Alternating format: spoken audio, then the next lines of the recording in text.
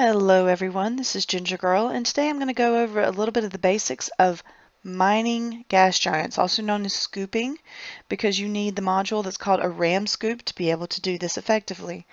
Now, as you go throughout the game, there are three primary colors that you're going to keep an eye out for on a gas giant. That is green, blue, and white, or essentially any other color. And those give you, green gives you oxygen, blue will give you nitrogen, and hydrogen comes from primarily white in the inner systems. But as you get out into the other sectors, you'll find purple and all these other colors. That'll also give you hydrogen. So when you're going to be searching for specific gases, you then know how to do it. Now, not only that, but see here, there is lots of blue, but there's different varieties of blue. This darker blue has a higher concentration of nitrogen than this lighter blue.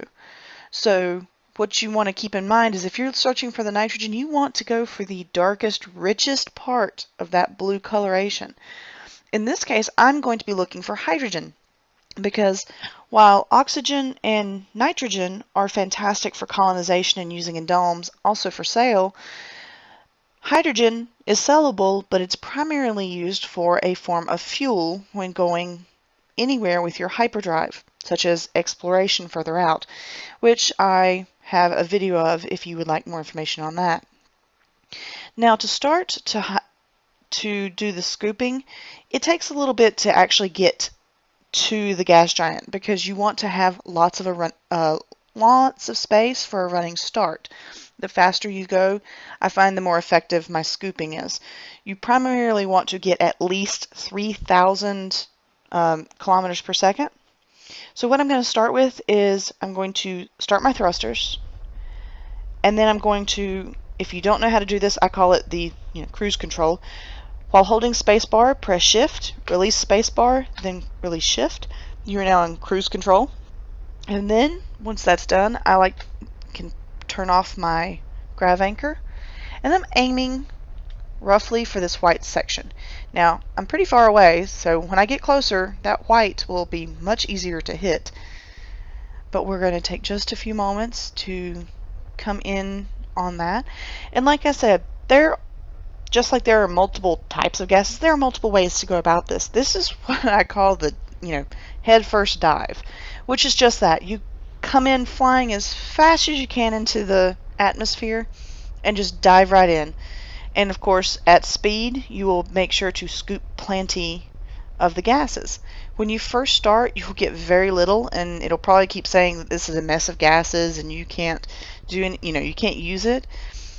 Do not be discouraged. You need to have at least a class or a level 6 skill to be able to do this effectively. So just keep practicing.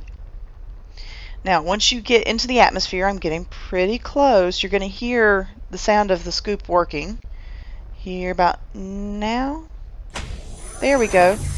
And I just picked up about 126 and head back out, I hope. It does get a little tricky figuring out where you are once you're in this stuff. I try and find the darker area, and then I know I'm either coming out or heading into the blue. And if you get stuck like this, it's a relatively simple solution. Normally when you're outside of the 9, there's a gas giant button here. In this case, there's not. So what I do is I tell it to go to space station, which I know is just outside of orbit. There we go. Now I can continue diving. Now there's more advanced methods of scooping, but I'll show you those later. But that's what I call the head first, just simple dive maneuver. And it gets pretty effective, especially early on. You don't have to worry too much about finding what they call the sweet spot for more advanced methods. Just dive right in, try it out a little bit. Don't get discouraged when it says it's a odd mix, because that just means you're not a level 6 yet. You're gaining experience. Have fun, enjoy scooping.